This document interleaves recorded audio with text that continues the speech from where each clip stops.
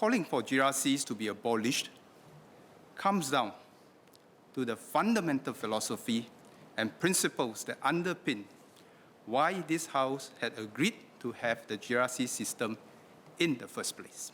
First, to ensure that this House reflects the multiracial makeup of our people, and second, that our politics do not become racially charged. Both are important.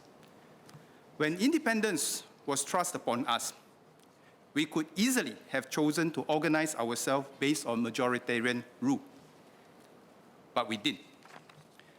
Instead, since independence, we have always been sensitive to the needs of our minorities, especially for the majority to exercise greater responsibility to ensure that the rights and interests of our minorities are not neglected. In our Constitution, we recognize and safeguard the special position of the Malays as the indigenous people of Singapore.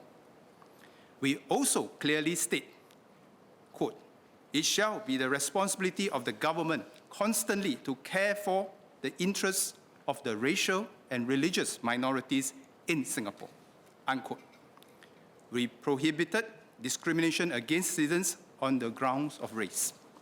We instituted the Presidential Council for Minority Rights, or PCMR in short, to ensure that new laws passed by Parliament do not prejudice any racial or religious community. We put in place guardrails because we value multiracialism.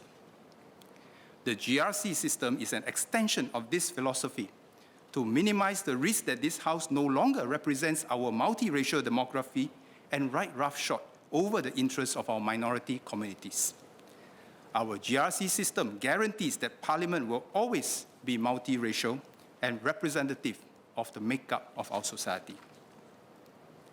Next, because the GRC system requires constituencies to be contested by multiracial teams of candidates, political parties and their candidates have to take a moderate, multiracial approach when campaigning instead of a communal or racially extreme approach. This means we minimize the risk that any party can try to win votes by playing the race card. Second, the size of the GRC. Various members have suggested for the GRC size to be smaller or having more SMCs.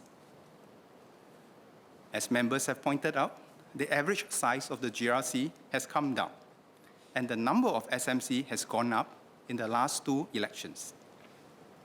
There was no 6-member GRC in GE 2020.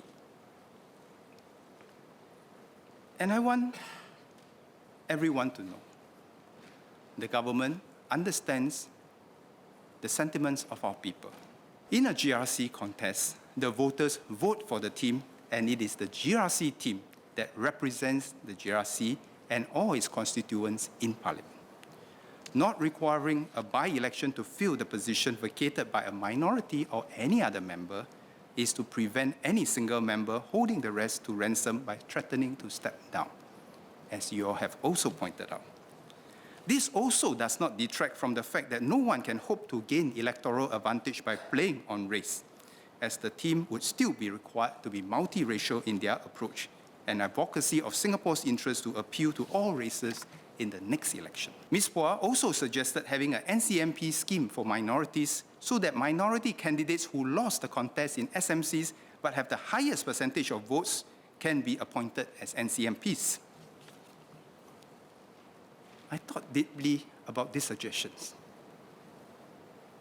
but unfortunately, I don't think it will achieve our objectives of ensuring Parliament is multiracial and minimizing the chances of candidates and parties playing the race card. Let me explain. First, if we only have SMCs, there is no guarantee that there will even be enough minority candidates among the losing candidates. If we only have SMCs, there's no guarantee even that we have enough minority candidates amongst the losing candidates. Second, more importantly, the NCMP system comes into play when the ruling party has a large majority in Parliament, by Ms. Hazel's suggestion, it will come into play when the ruling party has a large majority without minority MPs or with very few minority MPs. Won't you agree with me? If that is the case, Ms. Phua's proposed system will then bring in the unsuccessful minority candidates who perform the best. And what will be the result? We would then likely to have, as Mr. Raj Thomas have pointed out, we would likely to have a predominantly Chinese party in power with minority MPs in opposition, or NCMPs. Parliament would then be divided along racial lines. Our political divide will be along racial lines. And this, if I may suggest, will be most dangerous for Singapore. To support this motion is to go against our founding philosophy of ensuring that the interests of our minority communities are accounted for.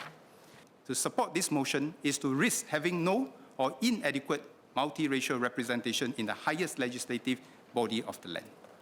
To support this motion is to leave to chance the emergence of racial politics and forego our continued progress towards a system where race is not to be a determining factor in electoral contests.